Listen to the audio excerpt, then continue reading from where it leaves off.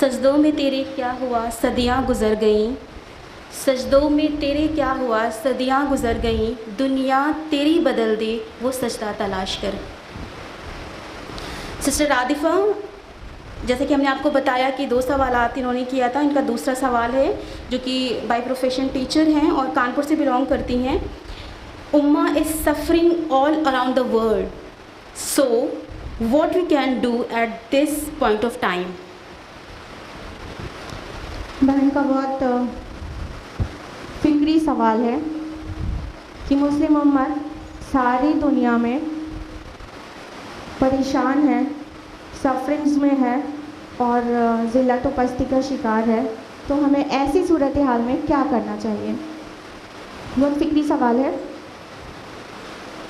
امت کی ذلت و پستی ہم میں سے کسی سے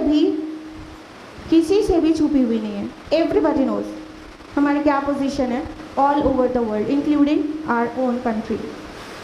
ہر جگہ ذلت و پستی کا سامنا ہے، ہر جگہ۔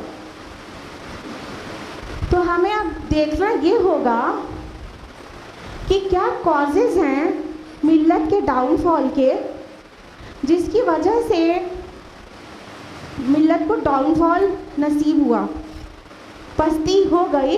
اس کی کازز جاننا ہوگا، اس کے بعد ہی ہم سولوشن پہ کچھ کر پائیں گے۔ تو دیکھیے، ملت کی ذلت و پستی کا جو سب سے بڑا ریزن ہے، فرسٹ ریزن ہے، وہ ہے قرآن سے دوری۔ قرآن سے دوری۔ ہم قرآن مجید سے اتنا دور ہو گئے کہ ہم کو اللہ تعالیٰ نے اس کی دوری کی وجہ سے، اس کا حق ادا نہ کرنے کی وجہ سے ذلیل کر کے رکھ دیا۔ اللہ کے نبی صلی اللہ علیہ وسلم فرماتے ہیں، صحیح مسلم کی حدیث ہے، اللہ کے رسول نے فرمایا کہ ان اللہ یرفع بہذا الکتاب اقواما ویضع بہ آخرین۔ اللہ تعالیٰ اسی کتاب کے ذریعے سے قوموں کو اٹھائے گا اور اسی کی وجہ سے انہیں پٹک کر رکھ دے گا۔ یعنی یہی وہ کتاب ہے جو ہمارے عروج کا ذریعہ بنی تھی نبوی دور میں اور خلفائے راشدین کے دور میں، اور یہی وہ کتاب ہے جس کو چھوڑنے کی وجہ سے ہم ذلیل ہو گئے، خوار ہو گئے ساری دنیا میں۔ تو اس کا سولوشن یہ رہے گا کہ رجوع الی القرآن کریں، رجوع الی القرآن کی تحریکیں چلائیں، ریٹرننگ ٹورڈز قرآن۔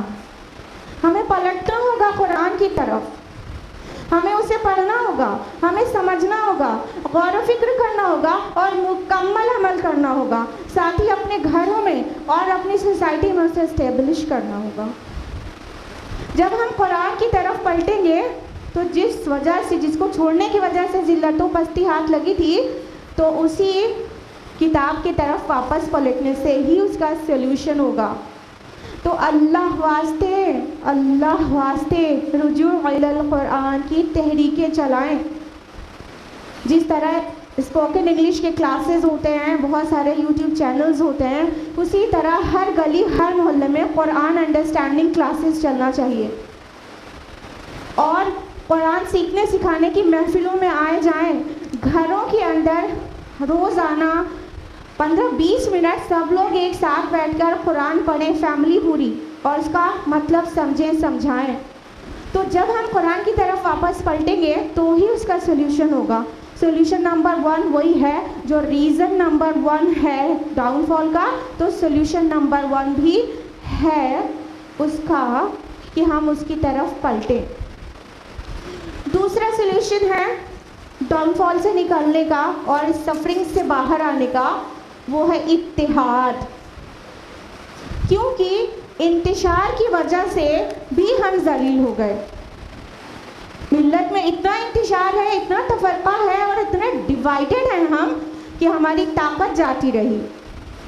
اللہ تعالیٰ نے فرمایا قرآن حکیم میں سورہ انفال سورہ نمبر 8 آیت نمبر 46 میں، اللہ تعالیٰ نے فرمایا کہ وَأَطِیعُوا اللَّهَ وَالرَّسُولَ، اور اطاعت کرو اللہ کی اور رسول کی، وَلَا تَنَازَعُوا فَتَفْشَلُوا وَتَذْهَبَ رِيحُكُمْ، اور اختلاف نہ کرو ورنہ بزدل ہو جاؤ گے، تمہاری ہوا اکھڑ جائے گی. یعنی یہ انتشار اور اختلافات سے ہمارے اندر کی طاقت، ہماری اسٹرینتھ جاتی رہتی ہے، ہوا اکھڑ جاتی ہے. اور چونکہ یہی ہمارا ہو گیا ہے ڈاؤن فال ملت کا جو ہے وہ ہر جگہ سفر کر رہی ہے، کیونکہ ہم ڈیوائیڈڈ ہیں، ہماری ہوا اکھڑ گئی ہے، ہمارے اندر کانفیڈنس نہیں رہ گیا، ہمارے اندر یونٹی نہیں ہے، تو ہم بالکل مسکنت اور ذلت کا شکار ہو گئے.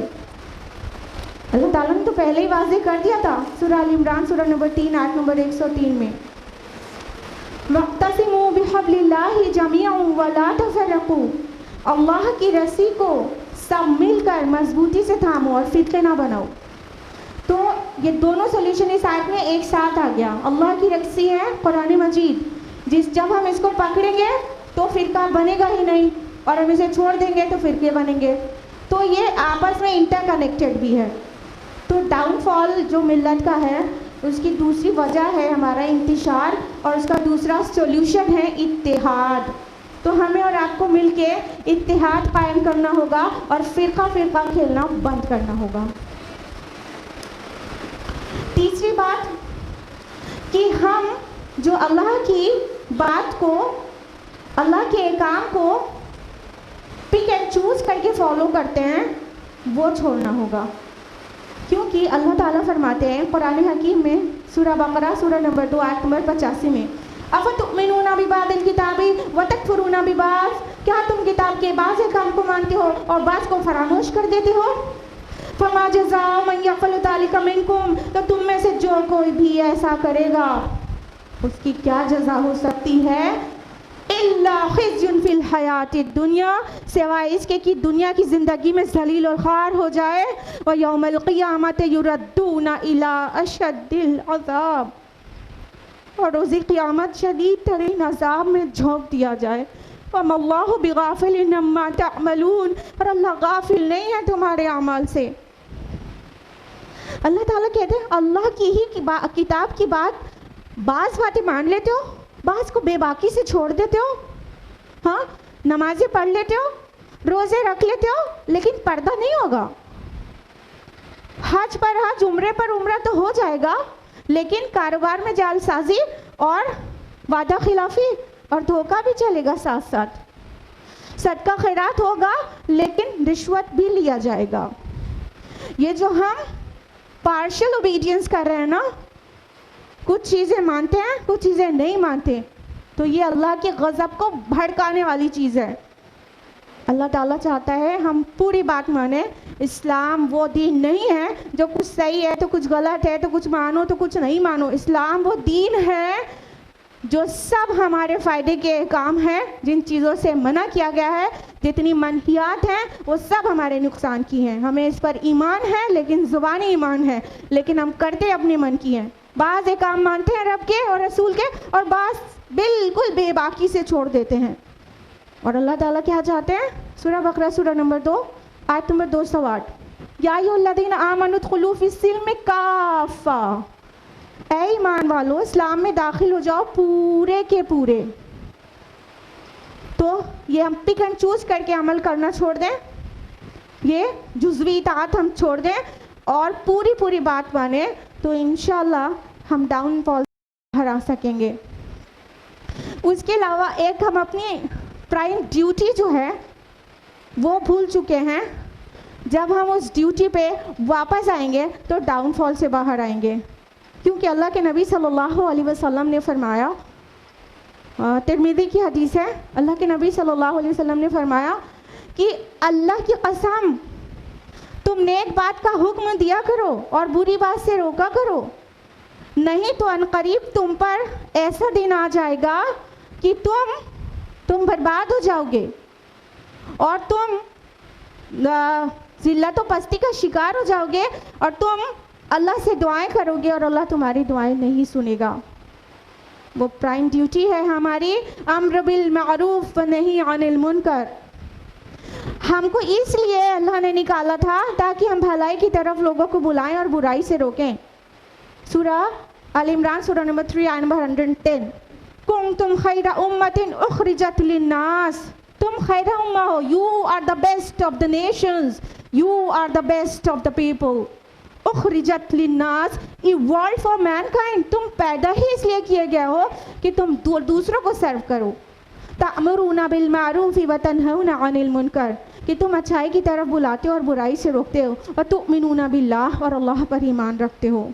हमारा ये बहुत बड़ा हमारी जिम्मेदारी है कि हम अम्र बिल मारूफ और नहीं अनिल मुनकर का काम करते रहें.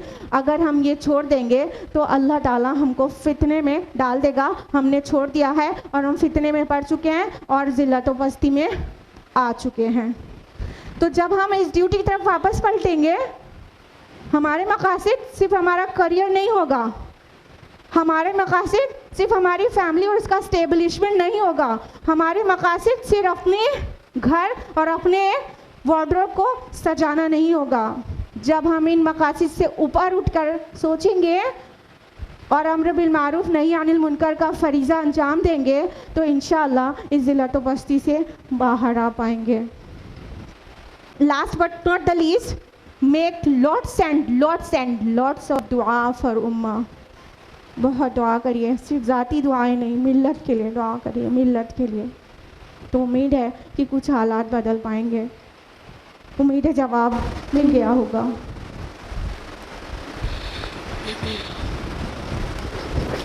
बहुत ज़रूरी था कि हम को पता चले कि वाकई हम क्या कर सकते हैं आज की सिचुएशन के अकॉर्डिंग. जज़ाकल्लाहु खैर.